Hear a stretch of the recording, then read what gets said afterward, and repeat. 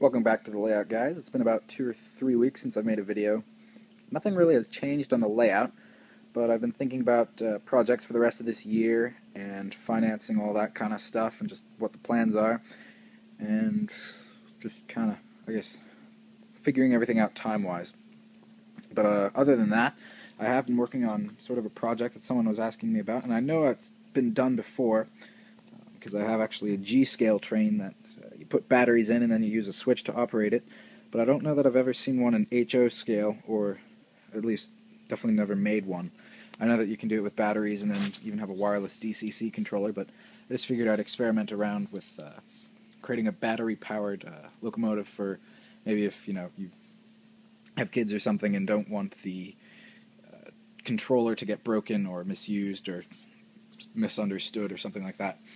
But I kind of have a simple wiring setup here. I ripped apart an old radio-controlled thing, remote control, and I just connected the pickup leads to the train here, and I placed them on a small circuit all soldered together with a switch here, and it did work.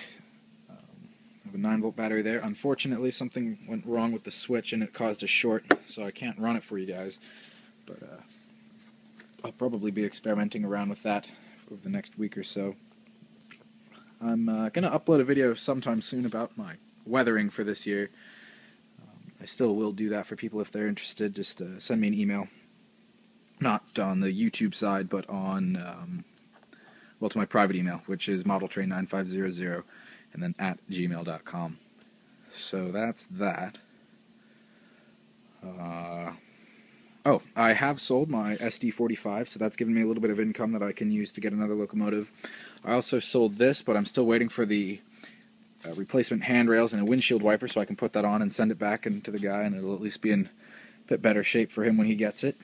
So I guess the question now is, what type of locomotive do I want to use to replace it, or do I want to use that money to try to get rid of these layouts so I can finally start another one?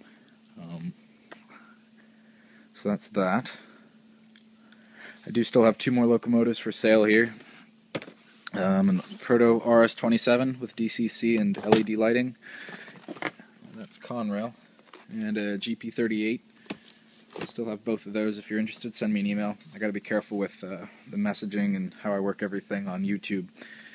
But because this is more of a how-to sort of channel, but at the same time I have stuff that I'm selling, so I want to make it clear that this is not an advertisement video or anything like that, so that's that. But, anyway, I'm working with this battery-powered stuff. Kind of cool. I guess eventually what would happen is I'd get a couple harnesses from like Radio Shack or some other electronics store and build it into the locomotive so that, and then put a coal load around it so that if you wanted, you could just put a new battery in and then you flip the switch and it will go. That's kind of been a fun little project. This is my Proto 1000 F3. I lost the front coupler stuff on it, but the back couplers are all good.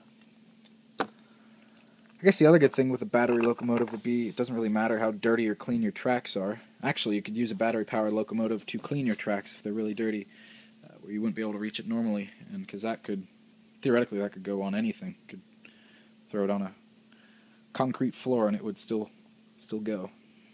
But that is I was going to take this video with my other camera, but right as I pressed the record button it said battery exhausted, so hopefully you guys can see this fairly well, and it's not too shaky. My earlier videos were so shaky. I'm still debating whether or not just to delete them, as it's kind of distracting and an annoyance to society, but we'll see about that. So I guess that's really it. I should have a video up hopefully within the next few days about weathering for this year. I'll have a whole bunch of my previous weathering projects so that you guys can see that if you're unsure. So that's where we're at. What do we have, 4 minutes here? That's a fairly good video. I'll run a train here for you.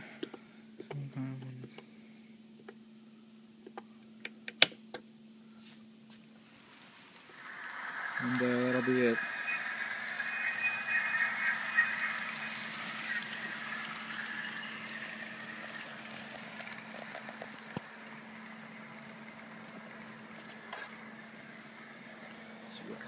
There we go.